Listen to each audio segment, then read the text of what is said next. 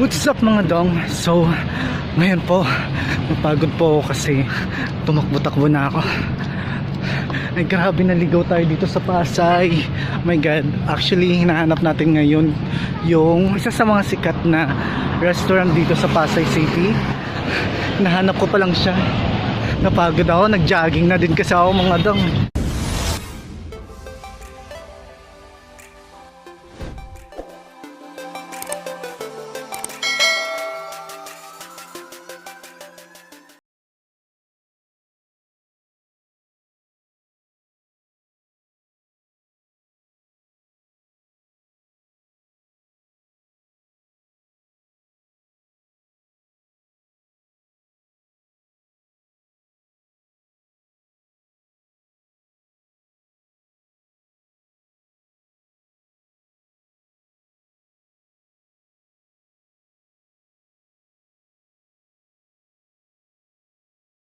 Sky Garden by the Bay.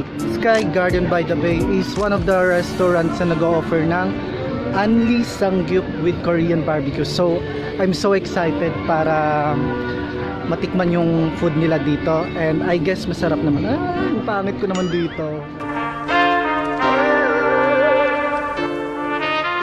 Umpisa na po natin ang pagkain natin. Mausok. Malamok kasi. Kailangan natin magpausok. So, inside man na sa balik.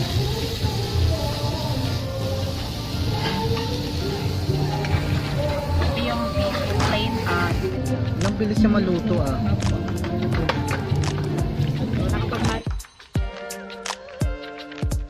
So this is how to eat unlimited samgyeopsal. So first you should get the masyado tayong matakaw.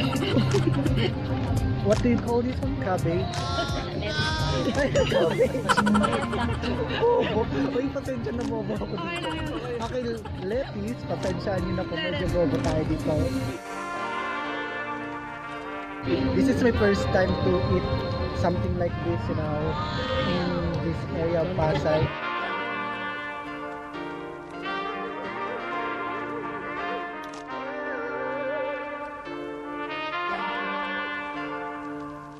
Okay, and instead of meat, we have here the marinated pork, so marinated beef, sangyup, plain samgyeopsal. So anything you want to eat. So ang pinili ko is the marinated beef. Anyway, kung napapansin niyo po, nasa laban po tayo. From the name itself, Sky Garden by the Bay. So this restaurant is in front of Bay in Manila. Manila Bay. You can choose any toppings or side dish.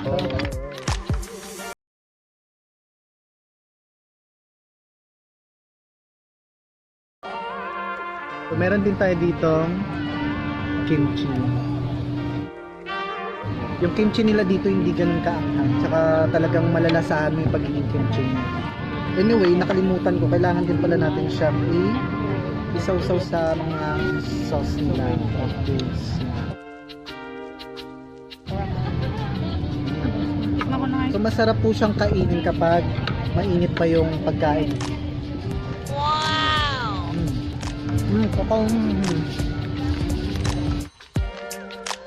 So ito naman, calamari.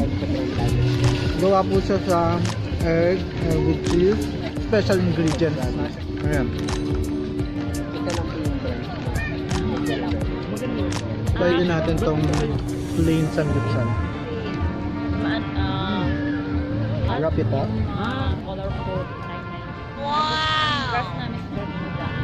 Ngayon, Anyway, meron silang soju dito. So after you eat their unlimited samgyeopsal, pang pababa ng kinain soju. Buksan na natin tong soju. sige lang. Kinakabahan ako nito. Okay. Makikita Hey, shit, this is my first time na makatikim na ito. Okay, kontiin lang natin kasi first time ko lang makainom. Baka mamaya ma-hilo-hilo tayo ba? Ayan. Tamang ano lang, tamang tago. Ay, ganun po. kalahati. Tagay. Opo. Pero anong lasa nito? Kung sa Pilipinas, gin, pero sa kanila, light. Kanina to? Sa'yo? Sa akin to? Ito kalahati. Ay, sa akin yung under. Ay, naku yan. Horizondreo. Ito, punahin muna natin. Ay, ganon.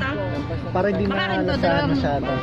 So, bago po natin inumin to, kailangan muna natin gumawa ng sanggipsal natin. Para hindi natin gaano malasa. Pag sa Korean, like gin lang to. Sa atin, gin na to. Alam niyo dito sa Sky Garden, you can do your dates here kasi nga mas maganda yung ambience dito kasi tapat lang ng dagat ng bay dito. Excuse me. Try nyo po and then one shot. Habang nunguya ba sa kakainin? Oh my god, this is bad. Ano kanin siya? Nakikipag ano rin sila sa inyo.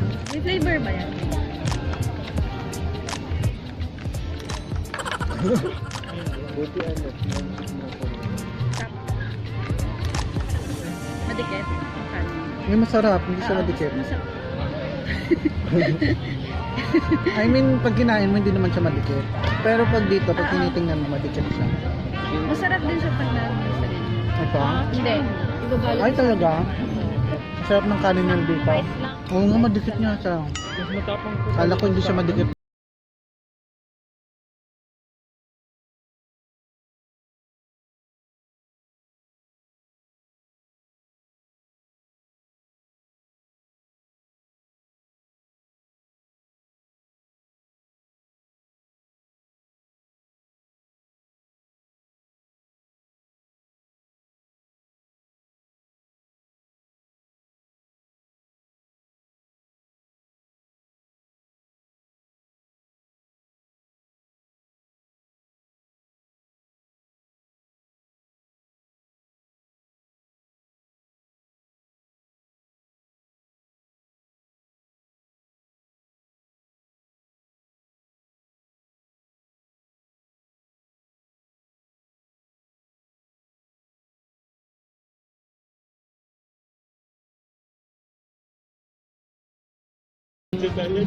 Salad natin.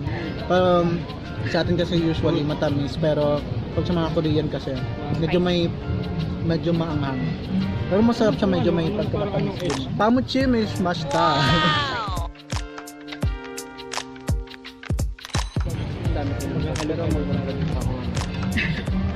Direkta eh. Pasensya nyo na, hindi marunong kumain. Steam egg. Yung mga mahilig din sa itlog. Masarap. Try natin sa ulan. Kain mo siya ng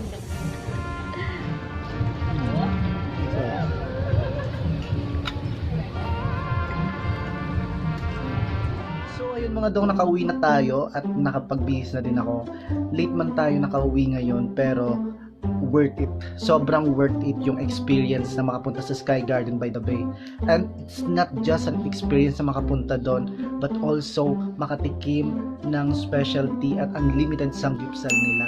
Sobrang init ng pagtanggap at napaka-overwhelming na mga staff at of course yung owner ng Sky Garden by the Bay, napakabuti, napakabait nila. Tsaka talagang welcome sila. Nakakayaman pero sobrang nakaka-touch kasi actually, yung owner kasi ng Sky Garden by the Bay mga dong, it's not a Filipino. Ang owner po ng Sky Garden by the Bay is Sun Korean. Nakakatuwa lang kasi akala namin na hindi siya nakakaintindi ng Tagalog kasi in English kami. So, we're not prepared. Hindi kami prepared sa English namin kaya kahit barok-barok yung English namin, sige basta maintindihan kami. Pero na-express naman namin kung anong gusto namin sabihin, na we are so thankful sa opportunity na makapunta sa restaurant nila and the opportunity na matry at matikman yung limited samgyeopsal nila. I just wanna share to you guys na I really had a great and deliciously experience at the Sky Garden by the Bay at Pasay City, Rojas Boulevard. Sobrang sarap. This is my first time na makapag-vlog ng unlimited samgyeopsal sa channel ko. And I am proud of it because Sky Garden has it all. Napakabago sa akin yung experience na yun. Talagang bawat isa nilalasahan natin, ninanamnam natin. Pero as in, wala na akong masabi kundi yung salitang masarap. Hindi lang dahil sa masasarap yung food nila.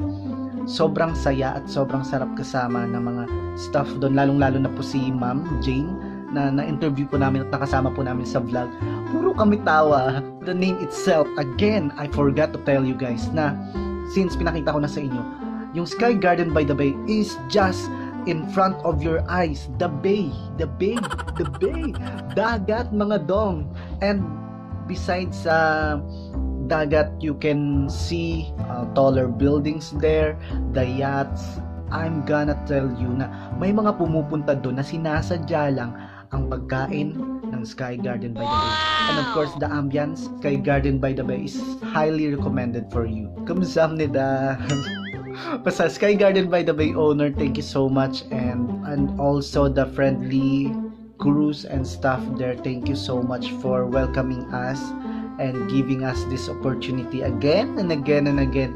Hindi maubos yung pasasalamat ko kasi nabusog ako. O diba?